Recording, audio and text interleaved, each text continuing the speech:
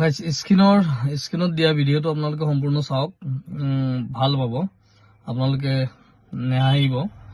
মানে শিক্ষা শৰ্মাক উচিত শিক্ষা দিয়াৰ কাৰণে কেইটামান কথা কৈছে এজনী, আপোনাকো ধন্যবাদ, আপোনালোকে শুনি থাকক গাইজ।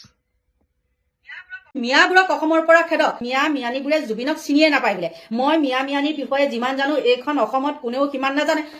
ক'ত জানিবনো? তুমি আকৌ তেওঁলোকৰ মানে ভিতৰ চোৱাত সোমোৱা মানুহ, গম পাইছা নাই? লুংগি টানি চবতে ঘূৰি ফুৰা। বাঁহীকেইটা কিমান ডাঙৰ তই সেইটো জাননে নাজান? ঐ নৃত্যকী, তই গম পাও নে নাপাও? মিয়া বাঁহীকেইটা কিমান ডাঙৰ সেইটোতো চাগে জানিবি। সেইটোও কবিচোন কিমান ডাঙৰ, সেইটো কয় আকৌ।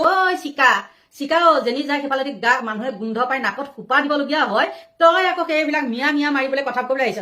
তোক মানে কি কম আৰু, ঐ তই যে জুবিন যে কৈ আছ, জুবিনৰ সমাধি ক্ষেত্ৰত মিয়া সোপা আহি উচ্ছেদৰ প্ৰতিশোধ লৈছে বুলি কৈছ, কংগ্ৰেছক জিকাবলৈ লৈছে বুলি যে তই মুখ্যমন্ত্ৰীৰ মানে ওচৰ চাপিবলৈ বিচাৰিছ। ৰিণিকী মামী আছে নহয়, তোক ওচৰ চাপিবলৈ নিদিয়ে। তোক এনেই লালু পাঞ্জু সেই ৰাস্তাই ঘাটে থু অকণ পেলাবলৈ এটা যেনেকে ডাষ্টবিন লাগে, তোকো তেনেকৈ ডাষ্টবিন হিচাপেহে ৰিণিকী মামীয়ে কিন্তু হেৰি কৰিব। আৰু কি কৈছে, ইহঁত বহুত বদমাছ, ইহঁতৰ নিচিনা স্বাৰ্থপৰ জাতি পৃথিৱীত দ্বিতীয়টোৱে নাই। তই যদি ইমান জানই সিহঁতৰ পিছে তই কিয় লুঙি মানে তলক গোন্ধ লৈ ফুৰিছে? তই দেখোন বাহিৰ গোন্ধ লৈ ফুৰিছিলি। আৰু কৈছে জুবিনৰ হৈ মাত মাতিলে সিহঁতে আমাৰ লগত সমানে বহিব পাৰিব। কেনেকুৱা অসভ্য মাইকীচা।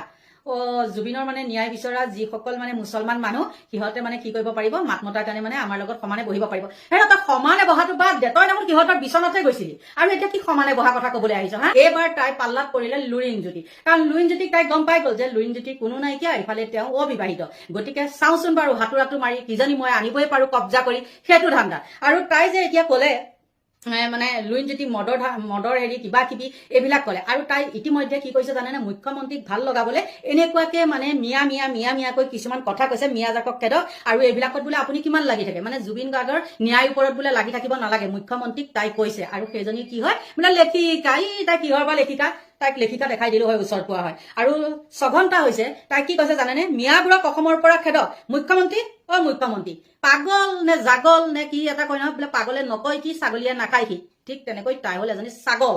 আৰু কথাখিনি এনেকুৱা ধৰণৰ, কথাবোৰ কি হৈছে, আপুনি 3.5 কোটি মানুহৰ অভিভাৱক, আপুনি অসমৰ দৰে এখন ডাঙৰ ৰাজ্যৰ মুখ্যমন্ত্ৰী, আপুনি অসমৰ এজন প্ৰখ্যাত শিল্পী তথা অসমৰ এক অমূল্য সম্পদৰ মৃত্যুৰ বিষয়টোত লাগি আছিল। আমি ভাল পাইছিলো, কিন্তু সকলোৰে এটা সীমা নাথাকে জানো? চব কথা এটা হিচাপ থাকে, হিচাপ থকা দৰকাৰ। আপুনি হিচাপ পাৰ হৈ যোৱা নাই নে? আপুনি সীমা পাৰ হৈ যোৱা নাই নে মুখ্যমন্ত্ৰী?